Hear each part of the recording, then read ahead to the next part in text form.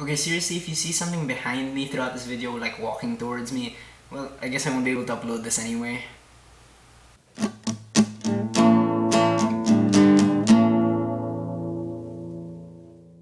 It Follows is written and directed by David Robert Mitchell and stars Micah Monroe, Keir Gilchrist, Daniel Zavato, and Jake Weary. And the story of It Follows is centered on this girl called Jay, played by Micah Monroe, who's really just like a normal, average, innocent girl who's going out with this guy. And one night she decides to sleep with this guy, and she wakes up tied to a chair, and this guy explains to her that he has passed this thing on to her where she will now be followed constantly by this entity that will just keep on walking towards her very slowly, and when it reaches her, it will tear her to pieces. And she's the only person who can see it. It can take the form of anybody she knows or even people she doesn't know. And the only way to get rid of it is if she sleeps with someone else. But if the thing catches up and kills that other person, it's gonna go down the line and kill her too. Now, I was actually really excited to watch It Follows because of all the buzz it was getting at the Cannes Film Festival. However, after watching it, I can confirm that it's not the scariest movie ever made that a lot of people are calling it.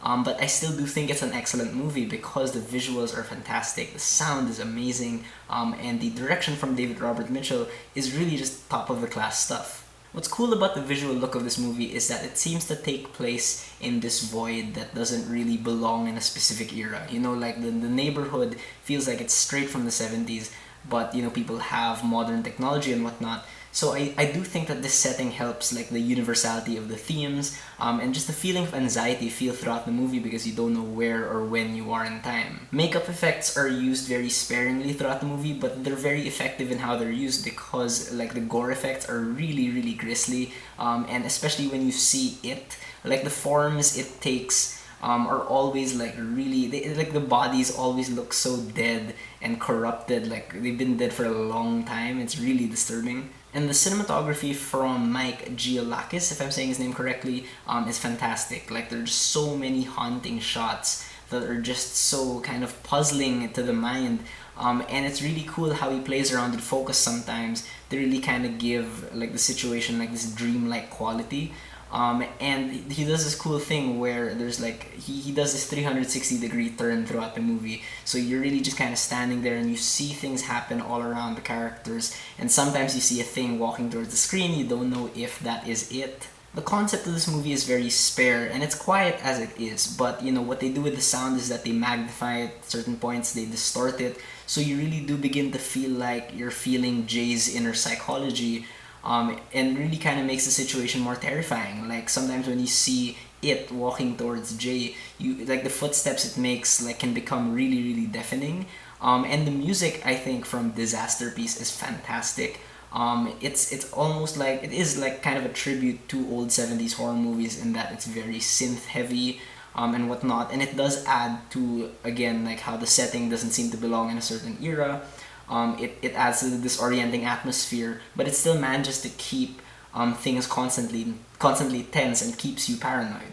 Take note though that It Follows is a very slow-paced movie, and it's really kind of just a natural progression from the premise. You know, you can't have a movie with a premise like this but have it like really fast-paced. But I do think the slow pace works in this movie because for me this movie is not so much about the scares, it's about how this situation weighs down on these characters, and I think that's really fascinating. The editing by Julio C. Julio C. Perez the fourth.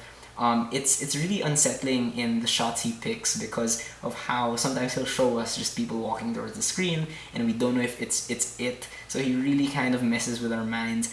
And it's really interesting also how there are a lot of seemingly out of place shots of like suggestive things, like someone looking at someone else's legs, shots of Jay underwater and just of her body and stuff. And I do think that while these shots don't necessarily add to the horror aspect, they do add to the theme of sexuality that's always present throughout the movie. And you know, they never really say anything blatantly about sexuality, but you're always thinking about it because of all these shots. It Follows is not so much a plot-driven movie as it is propelled by mood and atmosphere. But don't think that nothing happens in this movie narrative-wise, because a lot of stuff happens in this movie. In fact, I do think they take the concept quite far in creative ways, and they really do explore lots of possibilities of what these characters might do in a situation like this. And what I really like about It Follows is that like pretty much all the characters are very believable. They're mostly very likable. And they're really low key, which is very different from a lot of horror movies. You know, they're kind of chill about everything.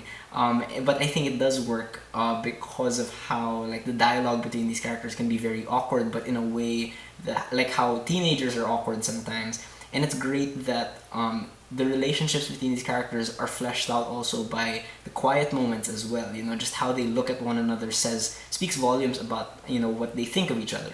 In terms of acting, Micah Monroe is fantastic as Jay. I really do think that she's really able to portray like Jay's innocence just deteriorating throughout this movie, and you really feel for her because, you know, she is just like a nice girl. And I think the movie makes it a point to really show that she's not being punished for sleeping with this guy. It's just a situation she ended up with. And you really do feel for her. You really do just kind of see that innocence disappear from her face, even if she doesn't, you know, she doesn't overact at all or anything. There's a sadness mixed into her fear because, you know, she realizes she has to give up her her body and stuff like this just to kind of keep surviving and whatnot.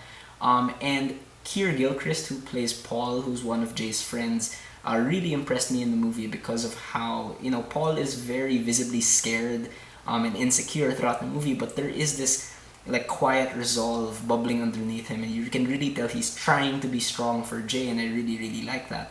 And overall, the camaraderie among the friends is really palpable. You really do believe that they are a tightly knit group of friends, but you know, it's done in a very casual way. You know, they're not, you know, screaming insults at each other. They hang out, but you know, you do just feel like they are friends. And David Robert Mitchell is very economical with his direction. Like the way he lays out his scares is very straightforward. He doesn't use the camera to conceal it. He really uses the camera to show it. You know, he doesn't want to give us a lot of jump scares. Like he just really presents it to us as it is. And this movie is definitely not an easy movie to watch, not necessarily because it's scary, but because the tone is pretty depressing all throughout. But kudos to David Robert Mitchell for managing to keep it consistent, but still managing to keep your heart racing throughout the movie. And a lot of people try to compare this movie to The Babadook. I think it has more in common with Under the Skin, so you've been warned. And I really like how the theme of sexuality in this movie isn't explained or overused or anything. Like, it's really kind of just there and it's up to you to interpret it. If there's anything I didn't like about the movie, it's that there are some tropes that end up in the movie and they just feel really out of place. Like, there are moments and characters do really stupid things, like Jay just walks towards it for no apparent reason. There are a couple of really cheap, stupid jump scares, like a basketball hitting a window or whatever. But despite those things, I still do think that It Follows is an awesome movie. Know what you're getting into. Like, don't watch it and expect a really scary jump out of your seat thing. It's not your typical horror movie. But when you watch it, don't try to see it either as an allegory for like STDs or stuff like that. Like, for me, it won't work that way if you try to just kind of make it an allegory. It does talk about sexuality and the inevitability of death, but don't try to watch it as an allegory. Alright, so those are my thoughts on It Follows. Have you guys seen it? What do you think about it? Did you love it? Did you hate it? Whatever you thought, whether you agree with it or not, please leave me a comment. Let's have a conversation.